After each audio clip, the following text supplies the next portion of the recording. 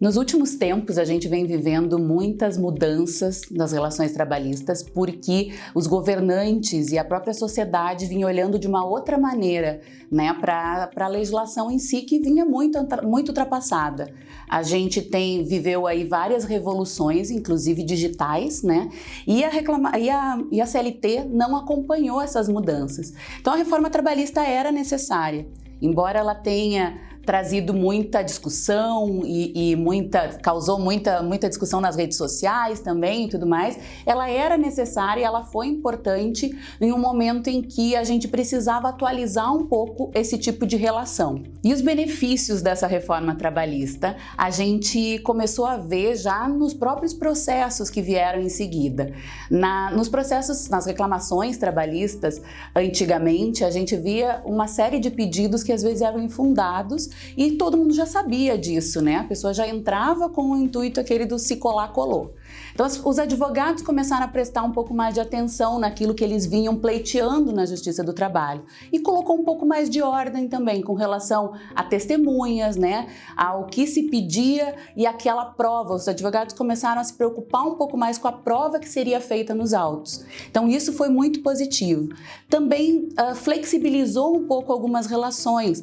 Nós tínhamos, por exemplo, na CLT passada, não havia previsão para cargos que fossem um pouco maiores, né? Então se tratava todo o empregado como parte menor na relação. Mas a gente tem CEOs hoje em dia, né? A gente tem outras relações de trabalho, diretores, todo mundo que é seletista acaba sendo abarcado e essa pessoa ela pode sim negociar os seus termos, né? Porque ela já vem de uma negociação para poder vir para a empresa.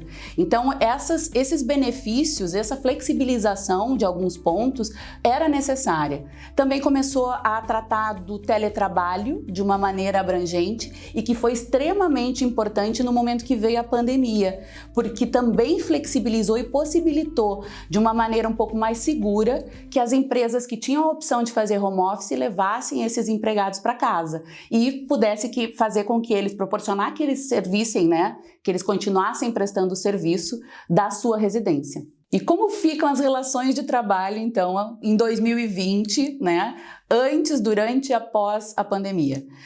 A gente estávamos num momento de mudança, uma revolução no mundo do trabalho, onde os softwares, as máquinas vinham fazendo algumas atividades que eram antes desenvolvidas pelo ser humano.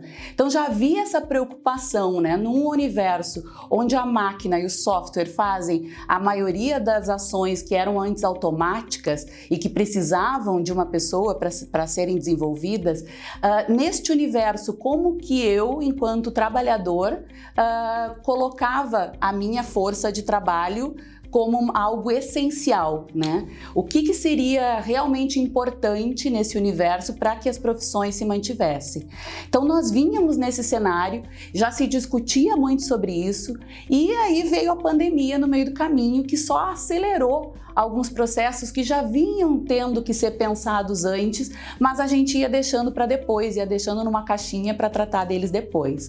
Então a gente acabou tendo que as empresas que ainda não tinham dado atenção para o digital passaram a ter que prestar mais atenção nisso, investir tempo, né, nisso, para que as coisas acontecessem. O home office foi facilitado durante a pandemia e a gente acredita que muitas empresas vão optar por esse tipo de trabalho, né, aquelas, óbvio que tem possibilidade, porque ele é mais fácil.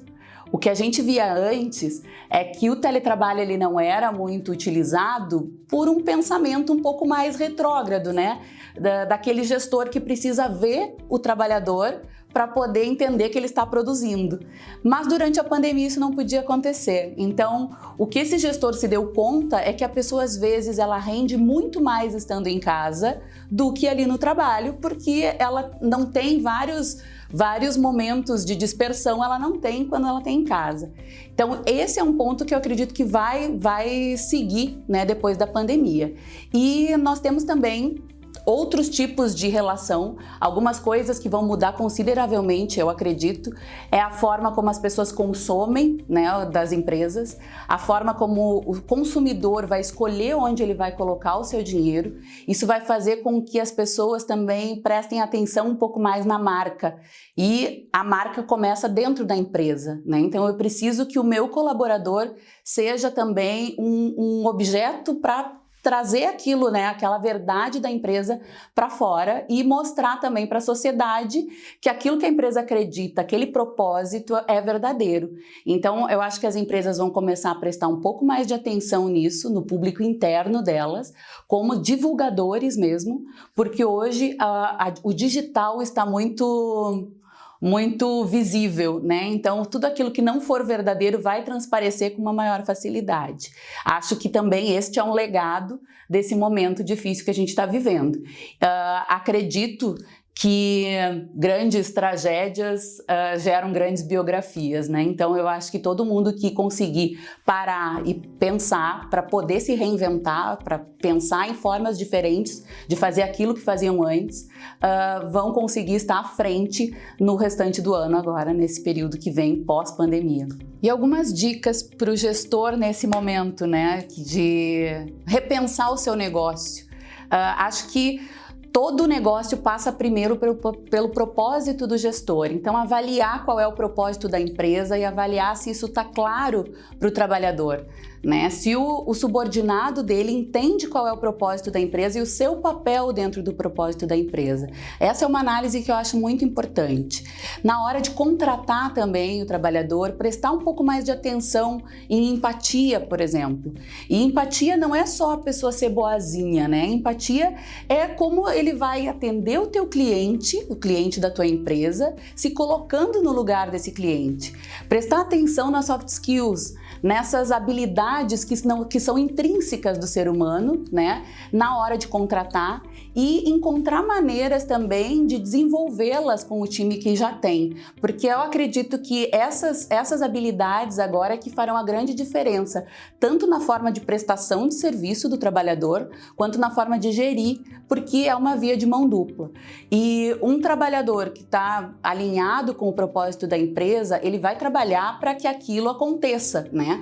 Que aquele propósito se desenvolva e que a empresa tenha sucesso. Então, todos têm a ganhar com isso. Acho que o diálogo é muito importante nesse momento, né, onde as pessoas hoje as pessoas estão mais reclusas e estão repensando um pouco mais o seu papel, inclusive nas organizações e naquilo que elas fazem. Então, acho que o diálogo é importante nesse momento para que cada um consiga entender, né, o seu papel, onde está e naquilo que está fazendo, para ver se faz sentido para si e para o todo, né, para a sociedade como um todo. Sou Kerlin Costa, sou advogada trabalhista empresarial no Scalzilha Taus e sou empresária, proprietária do Café República. Quero convidar vocês para se inscrever aqui no canal do Papo de RH.